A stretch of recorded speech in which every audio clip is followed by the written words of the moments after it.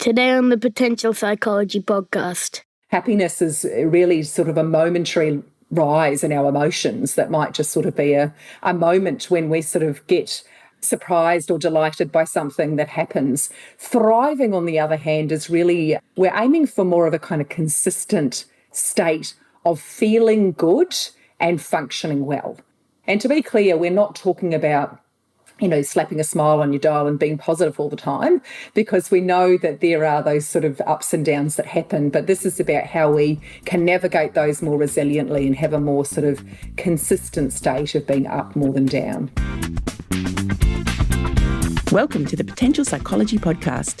I'm your host, psychologist Ellen Jackson, and this is the show in which we explore what it is to be human and how we as humans can fulfill our potential.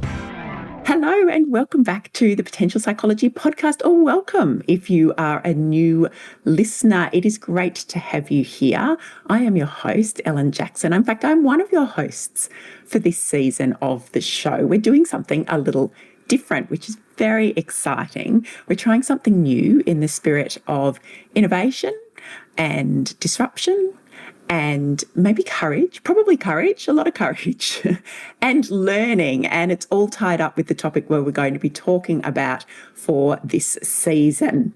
We're sharing a series of 8 shorter episodes.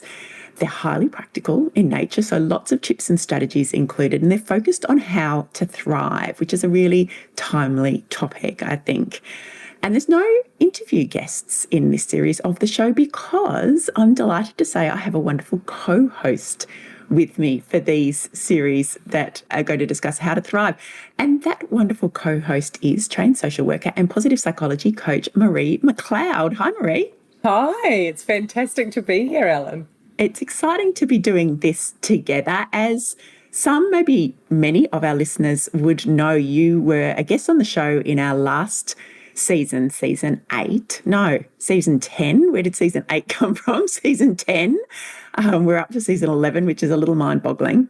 And it was such a wonderful conversation, and I really felt that there were so many topics and so many practical strategies and tips and ideas that have come from the work that you do that, it just seemed like a no-brainer really to get together and create this series in which we go into a little more depth and really share both how we apply this work in thriving and positive psychology in our work and our lives, most importantly, because we walk the talk, but also how we can really share those practical tips and strategies with our audience. So do you want to tell everyone a little bit more about what we're going to cover? Oh, it's so exciting. And it's just, and Ellen and I have been speaking about this for a little while, and it's wonderful to be here. And I agree with the courage and creativity it takes to jump in, but it's just such a delight. So what we plan to do over the coming weeks is to share a little bit and just, tiny high level pieces of the framework that I used in the How to Thrive documentary that I worked on last year that we spoke about a little bit in our last interview, and we might touch on again. But that framework is called Beacon. Some of you may remember, if you know a little bit about positive psychology, Professor Martin Seligman's framework is called PERMA. I created a new framework because I wanted it to be something that had some metaphor. It had a bit more ability to be memorable. And also it was something that sort of spanned from the individual to the collective a little more readily. So Beacon, the metaphor is that, we can shine our brightest for ourselves and others. And each of those letters stands for something. We call those beacon beams. The first is belonging, thinking about close connections and belonging as a pillar of wellbeing. The E is about engagement and how important it is that we get to do those things that we're good at and that we love doing and get into kind of a feeling of flow. The A is for accountability and the fact that we need to have goals and we need to kind of hang in there with both grit and grace. And the C is compassion for ourselves and others. The O is for optimism, and that's really about how we understand our emotional range and how that affects us. It's about hope. It's about how we navigate the highs and lows more resiliently. And last but not least, the N is for nurture, and that's about nurturing our physical health in ways that also then help our mental health and how we sustain our energy. So we're going to touch in on those each with an intro and a conclusion, and that'll be our series. So looking forward to it. It will. It's going to be really exciting. So it is a series of 8 we've got today, in which we're going to talk a little more generally about what it means to thrive and introduce you to a great strategy that I think we've both used, and I think both use with our clients, to help really frame this up, set the mindset, I suppose, so to speak, around how to thrive. And then over the coming episodes, which will go out weekly, we will address each of those beams of the Beacon model, the BEACON, and a little conclusion at the end. So it is something different. It's something really exciting, and it's great to be collaborating on this in this way. Marie, what does it mean to thrive? Well, it's a great question, Ellen, and I think that it's one that, if I had the complete answer, I'd probably be a millionaire. But I think that there are some sort of secret formulas to happiness that many of us maybe don't get. We go to school and we learn the sort of the basics of reading, writing, computing, and we might learn about our physical health, but many of us don't have what we might call wellbeing literacy. It means that many of us might be sort of shooting for the wrong things. Maybe we say we want to be happy. But what is happiness? Happiness is really sort of a momentary rise in our emotions that might just sort of be a moment when we sort of get, surprised or delighted by something that happens. Thriving, on the other hand, is really, we're aiming for more of a kind of consistent state of feeling good and functioning well. And so really what you and I want to work on together is how do we help people not just to be happy, not just those momentary sort of things that happen when we get a sort of little jolt of joy or something like that, but we want to think about that more consistent state of feeling good and functioning well. And to be clear, we're not talking about slapping a smile on your dial and being positive all the time, because we know that there are those sort of ups and downs that happen. But this is about how we can navigate those more resiliently and have a more sort of consistent state of being up more than down. I love that. And I love that you've articulated that the difference between the emotional state, perhaps, of the feeling good. I mean, feeling good's an important component of what we're talking about, isn't it? But it's not just about this sense that I need to feel positive or feel joy or feel happiness or feel like everything's okay even, because we can absolutely thrive. In fact, we do thrive through the difficult periods, the periods when things are not okay. But it's perhaps a little more about smoothing out some of those experiences so that whilst we might be struggling, whilst the emotions that we're experiencing might not be what we'd call, in inverted commas, positive, although it's always a little tricky when we attach value labels and values to emotions. They are just emotions. But we're able to then have this resilience and the skills to cope and the skills to know and the knowledge to know that we're going to be okay, and the tools in our toolkit to pull out in those moments that help us to not just survive, isn't it? It's more than just survival. It is more than just survival. And I guess my particular area of interest is, can we thrive despite struggle? I think that sometimes we think that our environmental circumstances have more influence than they actually do. And so when, Sonia Lubomirsky's kind of looking and research around this, around what are the things that influence our happiness, we often call it happiness, but, and I will maybe fall into that trap sometimes, so feel free to kind of pick me up on it. But commonly we talk about happiness, and I guess, what we want to talk about here is thriving because it's a more consistent state. But what are those influences? And there's a genetic component, there's a component of our life circumstances, and there's a component about what we think and do. And so, here on the show, what we want to be thinking about is how we give some practical tips and tools for people around what it is that they can think and do, the mindsets and behaviours that can influence their ability to thrive. Because actually, our life circumstances have very much smaller influence than we think. But we overinflate that. We think, oh, poor me, I'm in a lockdown, or I'm feeling unwell, or I've got young children, or I'm in a hard job, and therefore I can't thrive. Or, in fact, maybe I have a mental illness. Maybe I have depression or anxiety or an eating disorder. And so that's my particular interest is, do those things, those struggles need to define and confine us, or can we simultaneously experience struggle when thriving? And so that's what I guess I've been spending some time doing, and was the subject of the documentary. And I think that we've found that you can, those things are not mutually exclusive. And so I guess, what we're thinking about is wherever our listeners are at on the mental health continuum, that my belief and my experience and the research is showing is that these things can help you to feel good and function well wherever your starting point. Such an important point. And I love that idea of being able to delineate that, what can I think and do versus those pieces that I don't actually have any control over. I think, if anything's taught us anything over the last couple of years as we've struggled with the global pandemic, it's that, so much of what has an impact on us over our life is entirely beyond our control.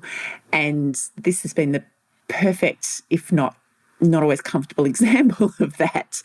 And yet there are always things that we can influence, that we can have an impact on, that do make a significant difference to our experience of that event even. And just framing it up as, how do I think and what can I do, really hones in on that, the piece that we can control, that circle of influence that we have beyond the circle of concern, those things that affect us but we cannot change.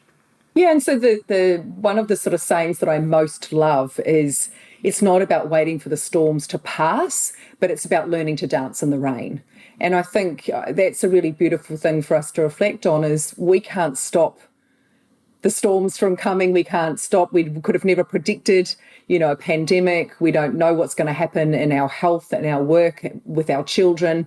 But what we can do is learn things that help us to dance in the rain, learn things that can help us to better navigate whatever life throws at us. And I think, for those of us who are parents, that's not just for us, but it's how do we model that for our children in times that are good and bad. And even how we promote it for our children as well, isn't it? So, we want to be able to live and breathe it, to model it ourselves, but we also want to be able to start developing in them some of these skills, some of this mindset, how we think and do, so that they can thrive throughout life. Maybe learn from the gaps that we had in our own development and experience, so that they get to do more. Marie, can you tell us a little bit more about the science that sits behind this, the science of positive psychology? It is something that here on the Potential Psychology podcast we talk a lot about, and yet it's probably been a little while since we delved into a little of its history or origins, or why it's so important, indeed important to us, because it certainly informs both of our practices in the work that we do. Yeah, thanks, Ellen. It is an interesting one, because I suppose, I come from a background of social work and a long history of working with people and communities in struggle. And I've come for a long time, therefore, from that sort of deficit focus, that focus of, what's wrong with these people, what's wrong with this community or this organisation, and how do we fix it, which is really, I guess, what happens in a lot of times in traditional psychology. There's a focus on the deficit, the dysfunction, the disorder, and how do we fix that and get that back to functioning again. Whereas positive psychology, Professor Martin Seligman, around, I think, 1998, he sort of started to go, well, hang on, what would happen if we started to focus on what's strong with us rather than what's wrong with us? So positive psychology is the scientific study of what helps people, organisations and communities to thrive. And it's important to note that it is a scientific study, so this is kind of not pop psychology, that there is solid research behind it, and, that is underneath the framework of Beacon. And what I've tried to do is kind of to, fuse together what experience is showing me works, what the research is also telling us. So the difference for me, I guess, is that we don't want to see these things as separate or competitive. There is absolutely a role for traditional psychology and psychiatry, but what we're noticing is that there is a mental health epidemic, and that has been perhaps made worse by a pandemic, and the current solutions are not really enough, in my view. And I see a lot of people in my coaching practice and in the group work that I run, where people have been going to psychologists and many other kind of therapies for a long time, and that focus on what's wrong with you? You're depressed, you're anxious, you've got an eating disorder, you've got OCD. How do we fix you? It's just not always working. But whereas I think if we can take those strategies for what works to help us thrive and apply them, then what we want to be thinking about is how do we bring more of what works well for people? How do we light up their strengths? How do we bring more light to areas of darkness in such a way the darkness begins to fade? So for my coaching clients, and probably for you too, Ellen, it's the fact that we are not going in focusing on the deficit or the dysfunction, almost knowing that it's there, but focusing on building all the other stuff around it so that that weakness becomes irrelevant. Absolutely. And it's such an exciting field to work in, I think. Well, certainly from my experience. And for me, I'm using the same principles and practices, but really with a different population of people, I suppose, largely. So for me, that is essentially in workplaces and organisations. So at an individual level, it's coaching one-on-one with leaders. And essentially, I'm, people who are already high performers in their world, in their occupations, perhaps even in their lives. But of course, they all struggle as well. So we can be a high performer. That same sort of paradox, or seeming paradox, not an actual paradox, but a seeming paradox of performing really well, being a high functioning individual, but also struggling, because we all do.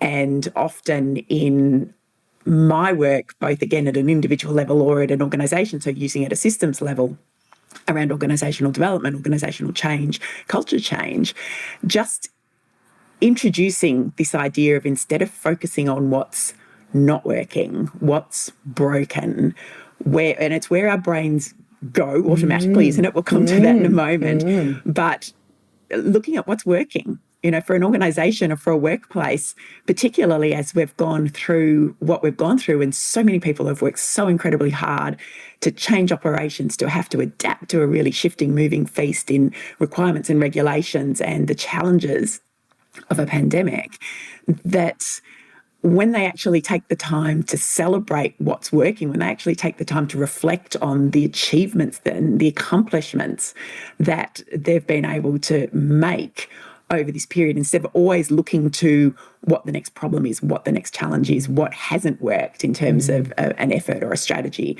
Similarly with people, one of the conversations that I so often have in workplaces with leaders is, there might be a team member that they're working with who is struggling, whether that's struggling in terms of their morale, engagement, productivity, performance, or struggling in terms of their mental health and wellbeing.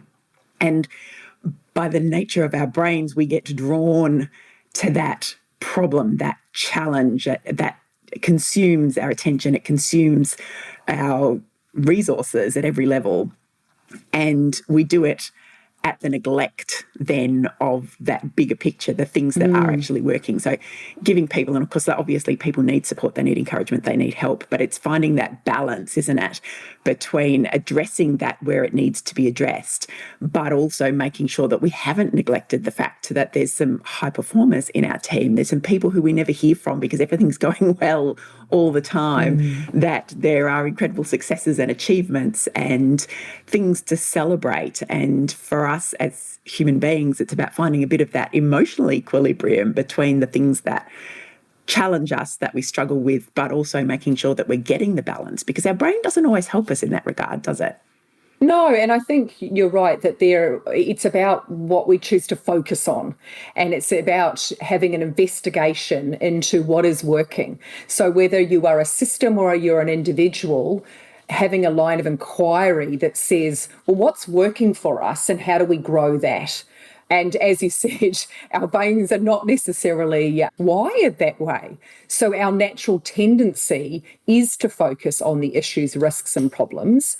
And from an evolutionary perspective, that served us well. It served us well to be constantly scanning for things that were threats to our survival. And so, whilst many things have changed and we are no longer back in caveman times, our brains are still wired that way. And if we were a computer, we'd probably need to update our operating system because, we're going around and we're scanning constantly, which means that our focus is what is on what's wrong rather than what's strong. And we call that tendency a negativity bias, that bias that we have to look for those things that ensure our survival. But that is actually very counter to thriving, when we're going around all the time looking at that. So that is one of the sort of things that we thought we would set a challenge for our listeners around, because we know that despite the fact that our brains are wired that way, we can change that. We can actually rewire our brain to begin to look at what's working well. And that's probably something that you've done work on as well, Alan, I imagine, over the years for yourself and for your clients. Yeah, it is. It's something that, it's a day-to-day proposition for us each as individuals, and for all of our listeners who are kind of taking this on board, and as we set you up with a little task for you to practice perhaps over the coming week until we're together again, just know that even those of us who are well trained and well versed and talk about these topics every day, this challenge of making sure that we're actually staying. So there's a mindfulness component to this, isn't there, of actually just having that attention to how am I thinking? What are the thoughts going through my head? Am I focusing only on the things that I am struggling with, the things that are going wrong, and not the things that are making us strong? Is that how I say it? I think it's such a lovely phrase. Yeah. And that, we do, it is practice. It's a habit. It's a thinking habit that, our brain is wired in a certain way. And then I guess over a lifetime, we have no doubt reinforced that thinking habit. So to try and change it and to find that balance between the wrong and the strong, still a daily exercise. I know it is for me anyway. A daily work in progress, isn't it? A daily work in progress. I think that this is one of the first things that, I will often give to people, this practice, to say, well, how do we move away from that negativity bias? Because, as I say, what we focus on grows. And so if we're going around focusing on all of those things that aren't working. So what we know, one of the sort of most foundational interventions in positive psychology is the what went well activity.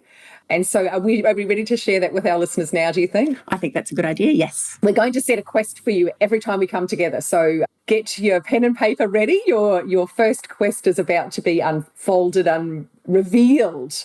And look, this might sound really simple and basic, and in fact it is, but do not be fooled by its simplicity, because this is one of the most researched little strategies and interventions in positive psychology, and it has been found to be as effective as antidepressants even 6 months after doing this. So this activity that we're going to set for you for your quest for this week is called the What Went Well and Why activity. It's got some other names, 3 blessings. It's similar to a gratitude journal, but slightly different. So it's as simple as writing down each day for the next 7 to 10 days, 3 things that went well in your day and why they went well. And the reason we ask about why is we want you to begin to make this more active. So a gratitude journal is fine, but we tend to find that it can get a bit repetitive, and that this is a bit more proactive. You have to actually think about the particular things that happened in this day and why they went well. And so we're retraining our brain to focus on the good things, so that kind of panning for gold, looking for things that stood out, but also why. Like, what did we do to help those things go well? Perhaps what strengths did we use? Who did we reach out to? What did we say yes to? So that over time we can modify what we're doing, so that things, we're leaning into those things that work for us more often. So 3 things that went well and why. There's actually a great little app that you can use as well. I'm sure there are others, but one of the easy ones that is available both on Apple and on Android is called Delightful Gratitude Journal, I think. It's just a very simple, free little app. The great thing about it is it will give you a reminder at the end of every day, and you can write in your 3 things. It gives you 3 spots to write them. It gives you a little kind of quote for the day. Because I don't know about you, Alan, but one of the things that happens for me at the end of the day is either I'll forget or I'll sort of just think, I'm too tired to do that now. So that makes it a bit easier, the Delightful app. We also have that recency effect thing, don't we, Marie, of only being able to remember the things that happened like in the last hour or so, because even this morning was too long ago. It does. So, yeah, good to be able to do those things in real time. Absolutely. Also, it probably reinforces that, if you're actually doing it in the moment. I know one of the things that I struggled with in trying to use a gratitude journal in the past is that repetitive nature. It does become a bit of an obligation. And I'm not sure, I think when I learnt to start noticing and savouring those experiences in the moment as they happened, it became a lot more meaningful and a lot easier. And it was about, getting into that habit of shining the light on the positive things over the course of the day instead of waiting until, say, the end of the day to do it. So hot tip throughout the day. So I guess if we were to stage and step that out for people, I would say that what I notice is that we have to do this bit first. And as our brain begins to get used to it, then you will notice things in the moment. So what I notice is that if we're doing this for sort of 7 to 10 days, I'd say after around 5 days, what tends to happen is that because your brain knows it's going to be asked at the end of the day, because you've gotten into a practice of writing it down, as the day unfolds, you think, oh, that was nice. My daughter just bought me a cup of tea, or the sun just shone and came out while I was having my lunch, or, a friend popped in unexpectedly. And so we notice those things and we think, oh, that's going on my list because, we're getting into a practice. So typically I would say that, as you start doing this, you'll notice those moments. And that's when, as you say, then you can go, oh, now my brain's getting good at this. It's starting to notice in the moment. And then we're thinking about, well, what happened to make that work? So I took, a lunch break outside, and I was able to be really grateful for my daughter in the moment when she bought me the cup of tea. So we know that these are the little ingredients to thriving, these little moments or these little jolts of joy in our day. But so often they just slip by us. We're moving too fast. We forget to sort of, really notice them in the moment. So the What Went Well activity will begin to train your brain to pan for gold, to look for those little moments of jolts of joy, as I call them. And later when we get to our section on optimism, we'll talk about how we intentionally cultivate those more often. But for now, what we're focusing on is noticing. And the next step after that is how we generate more of them. And as I said, there's so much research about how this just is a very lifting activity to do. It's the first thing that I will get coaching clients to do when they've got low mood. But for all of us, and, I think maybe, Ellen, we should try it again, because I think, we do it for a while, and then with any of these things, they work for a while, and then you need to try something else because our brain craves things that are novel and new. And so they lose their potency. So maybe, I don't know, for me, it's probably time to try this again. So what do you think? When was the last time you did your What Went Well and Why activity? At that kind of conscious level, sort of end of the day thing, it's been a while, I have to say. Again, I suppose once you've got used to this as a way of being, which is what we're working towards for all of our listeners, is cultivating this as a way of being. You forget the basics, don't you? So we should go back to the basics. I think that's a fantastic idea. So we will, alongside you, do our What Went Well exercise. We'll make a little record of the things that have gone well. And I think this is something that I do use actually, or a variation of it for people in workplaces, is we get to the end often, and it's not just at work. I mean, we often have to-do lists at home as well, and we get to the end of the day and we have a tendency, because of that negativity bias, to look at all the things that we didn't manage to do over the course of the day. So we look at the list and we automatically see the gaps, the things that didn't get crossed off. And of course we have that kind of despondent, downtrodden, maybe overwhelmed feeling as we sort of add stress. Stress just that we overwhelms add it us. to tomorrow's list, of the next day's list. But just, again, another practice of tweaking your mindset, shining the light on the positives, getting used to this new way of seeing the world, perhaps a new lens through which we're seeing the world. And that is to actually make a note of the things that you did achieve over the course of the day, because nobody writes a list of things that I got done. Yes. Well, perhaps they do. They're very enlightened. Most of us don't. And that may tie into this What Went Well as well. What were the things that, maybe you managed to nail something that you didn't think you were going to get done today. And then, as you say, what were the contributing factors to that? What were the things that helped you along as well? So that's often a workplace task that I set people is, at the end of the day, either as an individual or as a team, get together and have a chat about all the things you did manage to do today. And it doesn't matter how small they are, because it all helps. And to celebrate, to have those moments. And so we will often say to organisations and to families that when you come together, as a family for dinner, or you come together for a meeting, just start with a round of, what's gone well in your day. Because we so quickly fall into, oh my God, what do we have to deal with? And we just forget. I am constantly astounded when I do this activity. I actually have used that delightful app and I think, what? There's only 3 spaces. And when I start, I find more and more and more things that have gone well, and I end up writing 2 things in each space because there are. But if I just didn't stop, I wouldn't have thought that there was that many things in my day. So it is definitely a mindset, and it's just easy for those things to escape. And I think, with my kids, they're a bit older now. As teenagers, they don't love it so much, but we went through a beautiful stage when each of them, kissed them goodnight, and we would they call it www. I think they got them confused with the start of a website or something, but www.mum. And so they were in a practice then of telling me 3 things that went well and me telling them. And gosh, I got so much more out of them, Ellen, when we did that. Then they would tell me, especially the boys, they're like rocks, like to get anything out of my boys. You've got boys as well, so you probably know what I'm talking about. Challenge. But when you give them a little bit of a framework like that, and then I was finding about all sorts of things. So we did what went well, and then we would mix it up sometimes, and we would do kings and queens of kindness, what kindness did you see, what kindness did you do, or, some other little kind of things. And then they would start to sort of spill out things that I wouldn't get otherwise. So we do it at the dinner table. Sometimes we forget, and oftentimes my husband does the quiz with them, and they love that. But yeah, as a great practice, I think, individually, or maybe having a buddy. Sometimes in my groups, I'll get people to buddy up and text each other at the end of the day.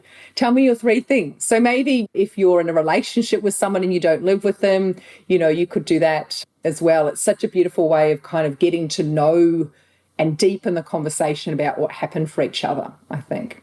Yeah, I love that. So, it would be perhaps similar to doing it with your kids at night, that last thing at night. You just have an accountability buddy, someone, a mate, a friend, anyone really, it doesn't matter, but somebody who's also interested in developing their skills around thriving, living a more thriving life, and just do the little check-in, the what went well, because not only will you be doing the exercise as has been set for you as your homework, podcast homework, but you are combining that with a bit of accountability, which we know is also really good for, habit development and behaviour change. So and connection, which we're going to talk about in our next episode. Yeah. So as we said right at the beginning, each of the following, we've kind of gone a little broad here, given you an introduction to what it is we're talking about, the purpose of thriving, where it's come from, and this really critical piece around our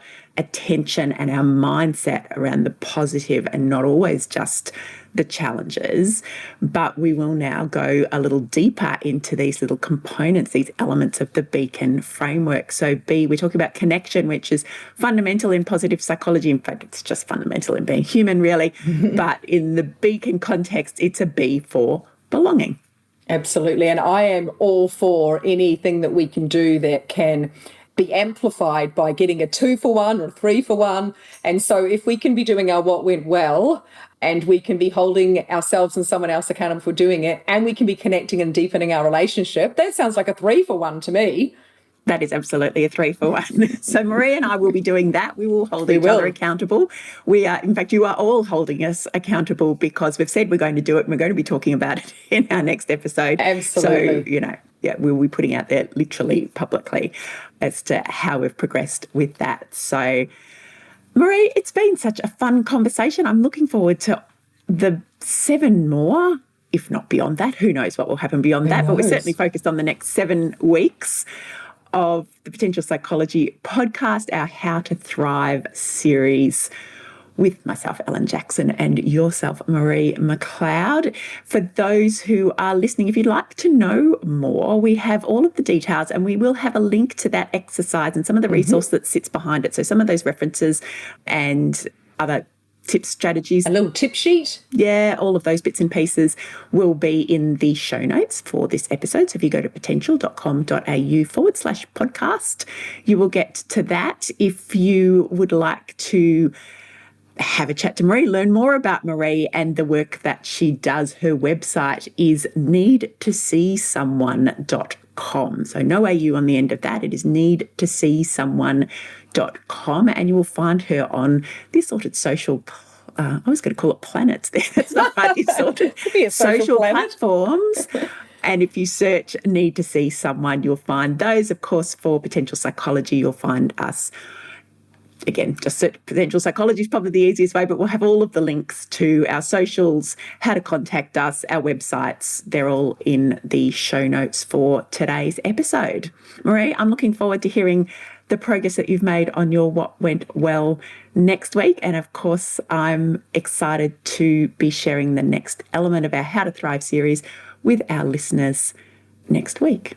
Fantastic. I can't wait. And yeah, that it's always good to be held accountable. And so I'll have to get out my notebook or reinstall my delightful app so that I can report back on that and how it went. And just as it's, we need to do these things for ourselves again. And I think I'm so grateful to have the opportunity to do that. And I'm also going to be asking my kids again, even if they are teenagers now, we can all do the www. again in my family. Here we go. Not too grown up for that. Absolutely. Excellent. Thanks so much, Ellen. I look forward to our next instalment for next week, which is about belonging. Absolutely. Thank you for listening to this episode of the Potential Psychology Podcast, the first in our How to Thrive series, co-hosted with Marie McLeod. If you enjoyed this episode, please let us know. You can rate and review the podcast in Apple Podcasts, or maybe let us know on our social media channels or directly via the Potential Psychology website, potential.com.au. And if you're interested in applying a more positive approach to your life, your working life, or your leadership or organisation, Marie offers a range of individual and corporate coaching packages and her e-learning beacon program via her website, needtoseesomeone.com. And I, Ellen, offer leadership coaching, organisational development consulting services, and I have the first of a series of new online masterclasses, Little Lessons for Leaders, available via Potential Psychology at potential.com.au. The first masterclass is creating hard stops on meeting creep and Zoom gloom, 6 strategies for reclaiming your post-COVID workday and supporting your team to thrive. You can find out more at potential.com.au. We'll see you next week for episode 2 of our How to Thrive Potential Psychology podcast series. But in the meantime, go forth on your quest to thrive and take small steps to fulfill your potential.